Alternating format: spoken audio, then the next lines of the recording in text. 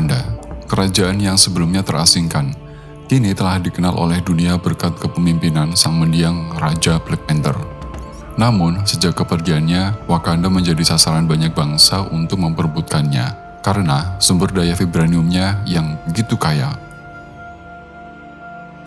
Hai guys, kembali lagi di vlog review film. Di vlog kali ini akan membahas sebuah review film bergenre drama action dan adventure. Black Panther Wakanda Forever, drama duka cita yang emosional untuk move on.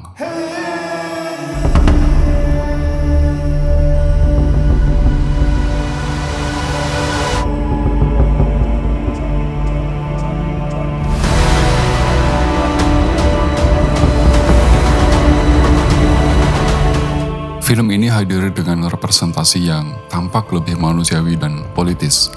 Durasinya yang panjang mencapai hampir 180 menit dapat menjemukan bagi penonton yang haus laga dari Marvel Cinematic Universe. Benarkah demikian? Mari kita bedah bareng film ini dari sisi naratif dan sinematiknya.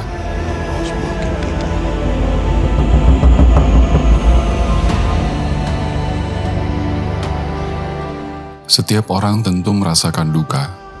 Salah satu sebabnya saat orang yang amat kita sayangi meninggalkan kita selamanya. Satu sisi, kita tidak boleh selamanya terkekang dalam duka yang mendalam, dan pilihannya kita tetap harus move on menjalani hidup yang masih dimiliki saat ini. Berpulangnya aktor Chadwick Boseman sebagai Black Panther 2 tahun silam pun menimbulkan rasa duka, kehilangan, dan memunculkan pertanyaan, bagaimana kerajaan Wakanda tanpa Black Panther? Pertanyaan inilah yang menjadi premis dalam film Black Panther Wakanda Forever. He's coming. Alur cerita singkat film Black Panther Wakanda Forever adalah berkisah tentang kerajaan Wakanda yang harus bertahan usai kepergian Raja T'Challa. Pasalnya, sejumlah negara lain mencoba untuk menginvasi dan mengambil sumber daya utama mereka, yaitu vibranium. Di tengah konflik ini, muncul ancaman baru dari kerajaan bawah laut yang bernama Talokan yang dipimpin oleh Namor. Di babak awal dibuka dengan alur cerita scene seperti ini. Diawali para penjaga Wakanda menemukan sejumlah tentara bayaran yang mencoba masuk ke pusat teknologi negara tersebut dan mencoba mengambil vibranium dengan paksa. Namun berhasil diamankan dan menangkap penyusup, membuat Ratu Ramonda marah besar di hadapan Perserikatan Bangsa-Bangsa karena berani menyerang bangsanya. Plot cerita mengalir ke menit selanjutnya, di mana ancaman bagi Wakanda rupanya tak hanya berada di atas permukaan tanah, namun juga muncul dari bawah laut. Terdapat sebuah negara bawah laut bernama Talokan yang bersembunyi dan berada di bawah perintah Namor.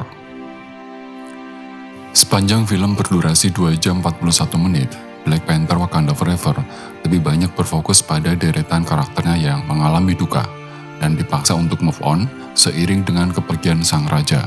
Hal ini membuat premis dari film arahan Ryan Coogler seakan serupa dengan Spider-Man Far From Home 3 tahun lalu. Akan tetapi, eksekusi yang ditawarkan dalam film ini terasa lebih make sense melalui dorongan politik dan manusiawi di dalamnya, di mana Wakanda Forever berhasil membangun drama tentang perasaan duka yang dialami oleh para karakternya dengan sangat baik. Secara umum, naratif atau alur cerita dalam film ini mungkin bagi beberapa orang terasa membosankan, karena ada bagian alur cerita film ini yang terlalu panjang dalam bertutur dan hanya menyuguhkan dengan sedikit aksi atau laga, lebih banyak dialog. Namun, sebenarnya inilah yang membuat segala konflik dan perkenalan dunia karakternya menjadi terpaparkan dengan detail dan tak terburu-buru.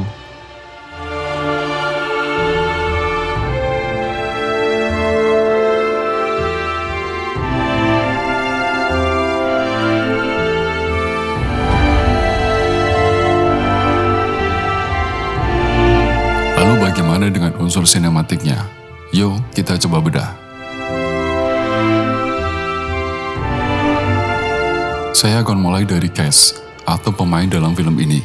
Meski begitu, ragam cast dalam sequel Black Panther ini tetap tampil dengan menawan. Sorotan utamanya tertuju pada Angela Bassett dan Letitia Wright yang menjadi sentral karakter.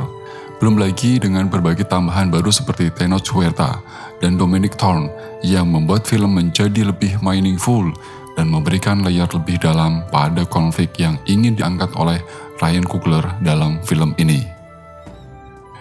Yang unik dari film ini, walau judul film ini memang Black Panther Wakanda Forever, namun paling mendominasi dalam film justru adalah tokoh Namor yang menjadi antagonisnya. Namor benar-benar berhasil mencuri perhatian penonton sepanjang film ini, meski merupakan karakter baru dalam MCU. Hal ini tentunya tidak lepas dari performa memukau Tenoch Huerta sebagai pemeran dari sang anti-hero itu.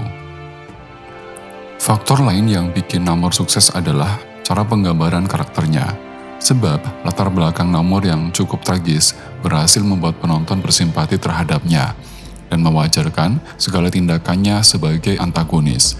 Bahkan tak menutup kemungkinan ada penonton yang malah mendukung Namor, meski pada film ini pihak Wakanda lah yang jadi protagonisnya.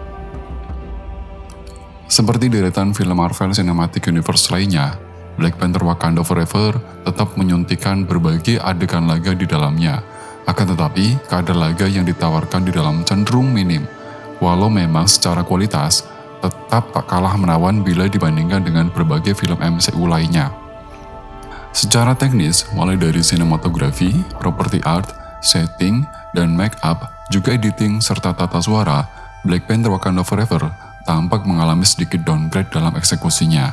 Ya, walau tetap dengan sinematografi dan scoring yang baik. Bisa dibilang, dalam penggunaan CGI dan color tone yang diusung terasa kurang konsisten.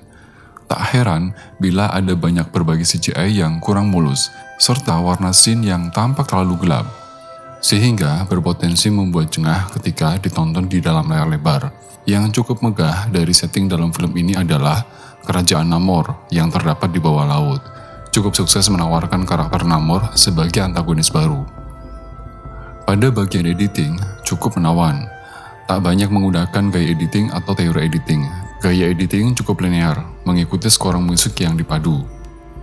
Dilihat dari aspek naratif dan sinematik film ini, terbilang sangat mengeksplorasi perasaan duka, baik sebagai pemicu konflik hingga penyelesaian segala permasalahannya.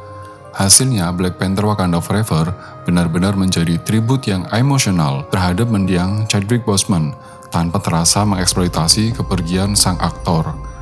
Hal ini jugalah yang bikin Black Panther Wakanda Forever jadi penutup yang terasa tepat untuk MCU Fase 4. Selamat menonton!